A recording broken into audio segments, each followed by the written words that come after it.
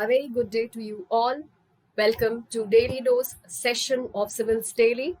And before that, wishing you all a happy Ganesh Chaturthi. May God Ganesh give you all the blessings, the happiness, and prosperity to you all. So, with that, we start our today's session. And before that, I want you all to remind to get yourself enrolled in Daily Streak Initiative, which is a great platform, a very effective platform for those who are seriously preparing for this exam and want to get all the data, all the articles, all the material at one platform. So Daily Streak Initiative is going to provide you with all that things. Starting with our first news today, BRICS seeks inclusive intra-Afghan dialogue. So particularly this piece of news can be linked to the effectiveness of BRICS, overall effectiveness of BRICS in context to India and in context to international affairs, because nowadays we are seeing a lot of things which are going against these groupings, especially which India is a part, right? So effectiveness of BRICS could be seen about how the countries are approaching the Afghanistan crisis as of now, right? And how effective it will be to come up with certain common conclusion, with certain strong, effective solution to the problems, to the crisis, or to the recent things which are going on in Afghanistan. And with that, we also want to see, or we can also see that BRICS का importance, how important it is in dealing with such situations. तो यहाँ पे effectivity जो है वो पता चल जाएगी BRICS की, कि how effective BRICS can be in the near future. और यहाँ के solution के बाद ही then we will be seeing all the new developments which can come up in the new groupings. यहाँ पे important ये भी हो जाता है that the meeting gave an opportunity to the BRICS countries to discuss the situation in Afghanistan, especially as 2 of the 5 members, that is Russia and China, they have continued to have a diplomatic presence in Kabul. So that's why this becomes more important. So adoption of BRICS, there were a few takeaways which had taken place in this whole meeting. So the first takeaway is that there was a formation of BRICS counter-terrorism action plan. Now this is again the importance of the grouping, because we know that what kind of implications it will have. I mean, when Taliban has taken over Afghanistan, what kind of implications it will have on India. It will we can see a lot of increment in the terrorist activities. In that context, BRICS counter-terrorism action plan become important. Now, with the agreement on remote sensing satellite constellation, which is a part and parcel of this grouping between the space agencies of this group, a new chapter of cooperation has begun among the countries. They also need to contribute to fostering an inclusive intra-Afghan dialogue. Now, we had certain calculations, we had certain constraints. If we go through this whole process of churning which is going on in Afghanistan, that earlier we had this instance, especially India, that we are not going to have a talk, or we don't have to go with the dialogue with Taliban, which is considered as one of the terrorist organization, right? We have always supported democracy, we have always gone for democracy. तो उस situation में, उस case में, जब Taliban had taken over Afghanistan, तो such kind of groupings will provide a leverage और provide a leeway for India to go for certain middle path. ठीक है, now that the government has taken over, now that the Taliban has taken over the Afghanistan government, तो अब कोई solution नहीं है, कोई रास्ता नहीं है, but we have to find certain peaceful methods so that हमारा जो अपना stance रहा है in terms of supporting democracy, that does not change. Along with that, whatever things are going on in Afghanistan can be tackled in a peaceful manner. BRICS will provide such platform to India. ठीक है, तो ये सारी analysis जो है, these analysis could be done. ये वैसे normal तुम you all can go through the op-eds also which is going on. अभी तो आजकल बहुत सारे आ रहे हैं, बट ये छोटी छोटी न्यूज पीसेस जो होती हैं, that can be linked and it will provide a dynamism to your answer, right? So for that it becomes important. The meeting gave an opportunity to the BRICS countries to discuss the situation in Afghanistan, especially as the 5 members, 2 amongst the 5 members, Russia and China, they continue to have a diplomatic presence in Kabul, where an interim Taliban government is expected to take a formal charge in few days. Also, the summit emphasized the importance of the principle of non-interference. Now we have the Panchsheel policy, right? it was given by our former Prime Minister I.K. Gujral, who gave Gujral Doctrine or Panchsheel policy. So this not Panchsheel, the Dr. Gujral gave the Gujral Doctrine, right? And so that was related to how we have to deal with the international affairs basically. So Gujral Doctrine mein one of the important point, and Panchsheel policy mein bhi one of the important point was Panchsheel was basically given by Nehru, right? So Gujral Doctrine mein he mainly international affairs se related things were provided, and he said that there should be a policy of non-interference in the internal affairs of any country, even in our neighborhoods. So the summit emphasized the importance of principle of non-interference in international affairs and said disputes and conflicts should be resolved in peaceful manner and by peaceful means. So these points could be taken away, could be taken off in your or could be written off in your mains answers. And international affairs se related essay agar aata hai to you can utilize such points. Next is IIT top centers ranking for 2021. So recently NIRF ranking had been provided by our education ministry, and in that IITs have topped the centers ranking for 2021. IIT Madras was the institute which has topped this list, and amongst the top 10 positions, it was the research institute, it was the technological institutes, IIT Institute, Indian Institute of Sciences, Bangalore. It was second, followed by IITs in Bombay, Delhi, Kanpur, Kharagpur, Roorkee, and Guwahati, JNU, and one more BHU. They have got the 8th, 9th, and 10th position in this list. So यहाँ पे इतना prelims point of view से ही ज़्यादा important है, but otherwise you can go through कि what is the situation, what is the current problems which are going on in the higher educational institutions. Then what sort of inclusiveness, यहाँ पे एक point ये भी आ जाता है कि inclusiveness in higher education, right? Gender gap in higher education, ये सारी चीजें भी important हो जाती हैं. How inclusive we are, that is how many number of students from different communities are getting enrolled in higher education. What is the gender inclusiveness in terms of parity amongst the males and females in higher education sector, ये सारी चीजें they become important. How autonomous the institutes are, what kind of syllabus they are following, ये सारी चीजें इससे interlink कर सकते हैं, right? Proceedings stayed in Gyanvapi dispute. So this is under adjudication. So right now तो we can't say anything. But यहाँ पे जो problem थी, यहाँ पे जो news which has come is related to certain discrepancy in two courts, right?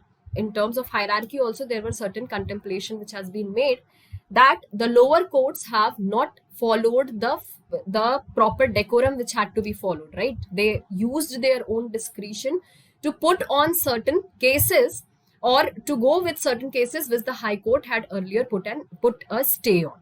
So that's why High Court chided the lower court about this whole mishappening that had happened. So the Allahabad High Court placed an interim stay on the proceedings in a lower court in Gyanvapi Mosque, Kashi Vishwanath Temple title dispute in Varanasi. And the High Court put a stay on further proceedings in original suit of 1991, pending before the court till the next date of listing. Justice Prakash Patta, he came down heavily on the lower court in Varanasi, stating that it should not have proceeded and decided the application filed by the plaintiffs in the original suit for survey by the ASI, even as the judgment in the original pending petitions in the matter was reserved by the High Court on March 15. So the High Court had reserved this order that until the next hearing or until and unless all the important information which is required for this case, for this dispute comes up to the court, it cannot proceed further. Beyond that, what the lower court has done that it has asked the Archaeological Survey of India to go for further inspections on that site. So right now a dispute is going on ki Vishwanath temple ke andar, that Gyanvapi mosque which is there, whether it was the debate is related to whether it was there earlier or it had been placed over there after destroying some Hindu temple, right? So this case is under adjudication, so that's why the proper decorum had not been followed. This was said by the High Court. अब important यहाँ पे again it becomes important कि Gyanvapi mask की history क्या है, ठीक है. So some points I have added and rest I want you all to just go through कि क्या किस तरह की सिचुएशन थी, क्या था. वैसे तो डिबेट अभी चल ही रहा है, point of conflict is there, तो we can not say much, but still थोड़ा बहुत नॉलेज, एक बेसिक इन्फॉर्मेशन अपने पास you have to keep. So the site was previously occupied by Vishweshwar Temple. This I had gone through from Wikipedia. So if you have any other information, I want you all to please go through it, because still there are a lot of debates which is going on, right? So the site was previously occupied by Vishweshwar Temple, established by Todarmal in conjunction with Narayan Bhatt. He was the head of Banaras most famed Brahmin family in late 16th century. तो almost late 16th century में इसका foundation है this temple. Bir Singh Dev Bundela, a close associate of Jahangir, was probably a temporary patron in the early 17th century and refurbished the temple to some extent. Later, precise details about the temple and the history of the site are debated.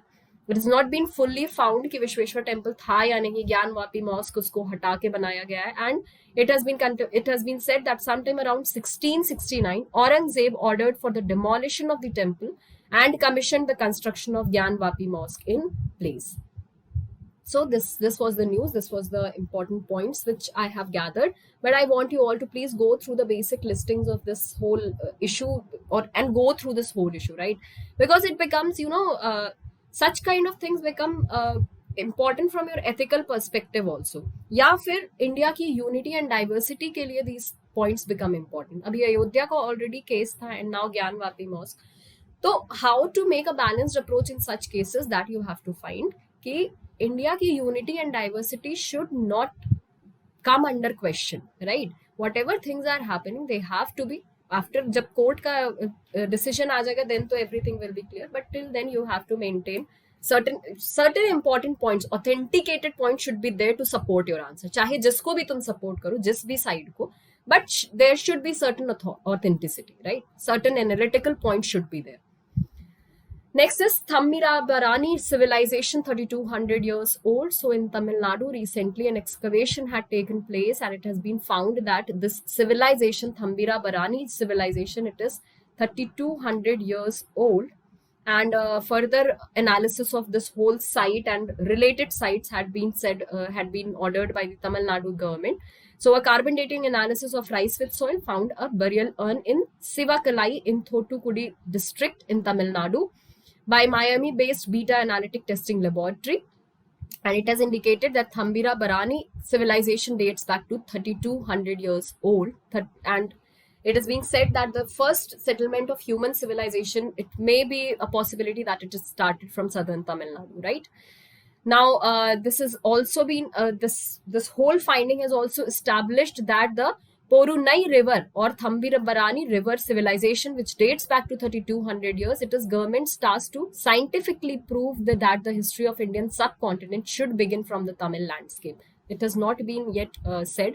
जब से हमने neolithic age जब start हुई थी, तो that we find कि human civilisation started from that period of time, right? मतलब palaeolithic ages से. So now if it becomes 3200 years, if it has been proved, तो Tamil landscape may become the first place where human civilization settlement started. So now the archaeological investigation would be carried out in other states and countries also in search of Tamil roots. In the first phase, studies would be undertaken at the ancient port of Musiri, which is in Kerala, now known as Pattanam Port in Kerala. The research will be done jointly with Kerala archaeologists and Tamil Nadu. Similarly, studies would be conducted in Vengi in Andhra Pradesh, Thattaikadu in Karnataka, and Pallur in Odisha. Over there also certain Tamil roots or Tamil links have been found. तो इसलिए हर जगह का लेके एक concentrated this discussion or concentrated excavation will take place. Later on, it has also been said that certain countries, like different countries which has found roots from Tamil Nadu, or trading routes could be found between Tamil Nadu and various countries like Parnika, Arnake in Egypt, which were part of the Roman Empire, as well as Khor Rori in Oman, to establish the Tamils' trade relation with these countries. Potsheds with Tamil Nadu scripts have been found in these countries. The study will be conducted with the help of archaeologists in these countries. Then various Southeast Asian countries where Rajendra Chola had his empire, like Indonesia, Thailand, Malaysia, and Vietnam. where King Rajendra Chola ruled or established his supremacy over there also, such kind of excavation will take place. And this will provide certain links. So related to your history, these things became important. तो ये सारी चीजें थोड़ा सा ध्यान में रखना कि कहाँ पे क्या क्या चीजें हैं, and over there what kind of what kind of Indian governance could be seen in these places. C295 induction critical for IAF. So recently C295 from Spain, this has been approved by the Cabinet Committee on Security Issues, right? So that is approved by, it has been approved under the Make in India initiative. Important is, first, the technology. There is a transfer of technology. First of its kind, that transfer of technology in terms of making of Airbuses will take place in India with Spain. So there is a transfer of technology which will take place from Spain, and it will replace the Avros Airbus which has been in operation till now for IAF, and it required or it needed immediate replacement of the Avros Airbus, right? So procurement of 56 C295 MW transport aircraft from Airbus Defence and Space SA Spain, approved by Cabinet Committee on Security. And this is the first project of its kind in which a military aircraft will be manufactured in India under the technology transfer by a private company. TASL is the private company which is taking up this project, and is expected to close to $3 billion, right? So Tata Consortium, within 10 years, it will sign the project, and it will start with this making of this whole project. So I want you all to go through it. Now about C295, it is a plane of 5 to 10 ton capacity and has a rear ramp door for quick reaction and para-dropping of troops and cargo, powered by Pratt and Whitney, part of PW100 family. So important यही है कि थोड़ा सा एक idea रहना चाहिए कि कितना उसका वेट है, and how much, till what extent it can work upon, and it will be installed with indigenous electronic warfare suite, right?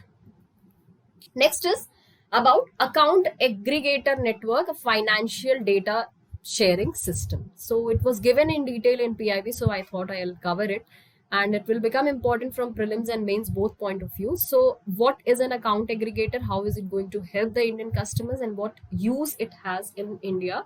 Those things will be covered. So last week India unveiled the account aggregator or AA network, which is a financial data sharing system. So whatever data, financial data you have, it can be shared with the third party with the help of this account aggregator without breaching your privacy. That is the main theme of this whole project, that is account aggregation, right? So it is a financial data sharing system that could revolutionize investing and credit, giving millions of consumers greater access and control over their financial records, and expanding the potential pool of customers for lenders and fintech companies. So basically it is to boost up the demand in terms of loans, in terms of credit giving facilities. That's why it has come up. Account aggregator, it empowers the individual with control over their personal financial data, which otherwise remains in silos. The first step towards bringing open banking in India and empowering millions of customers to digitally access and share their financial data across institutions in a secure and efficient manner.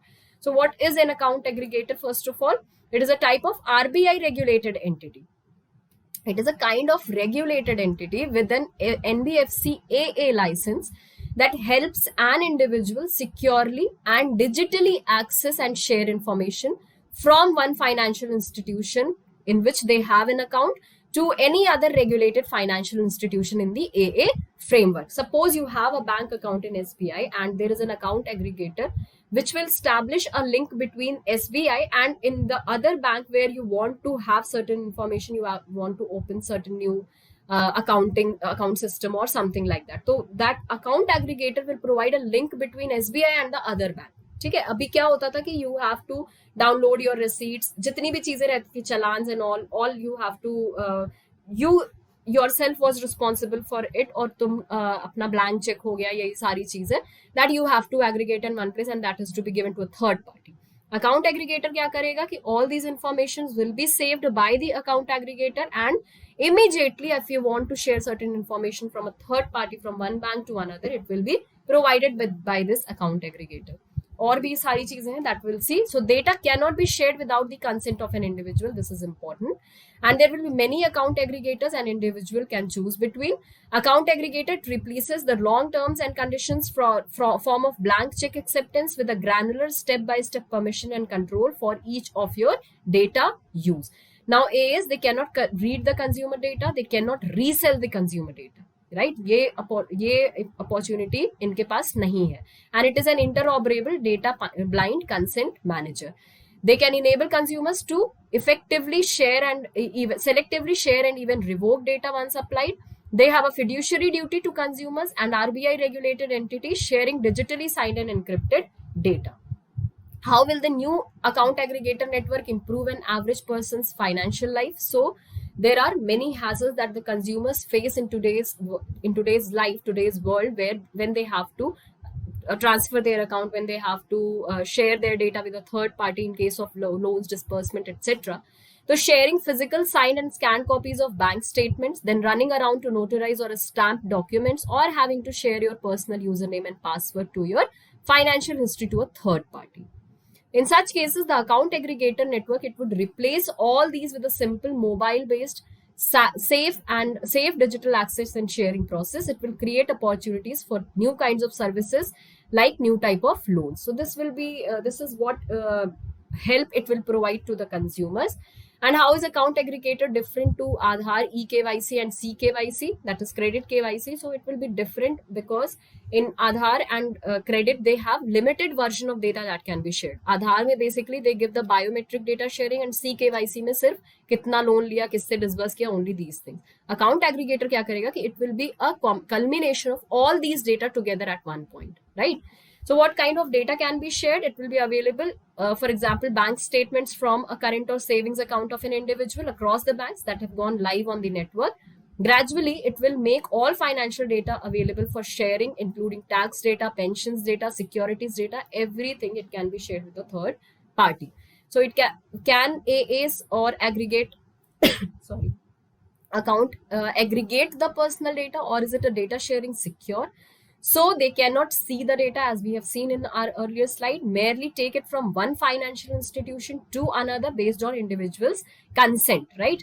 And they cannot aggregate your data. They are not technology companies which aggregate. They are not like other cloud data sharing or cloud data companies which aggregate your data and they have an access to your data.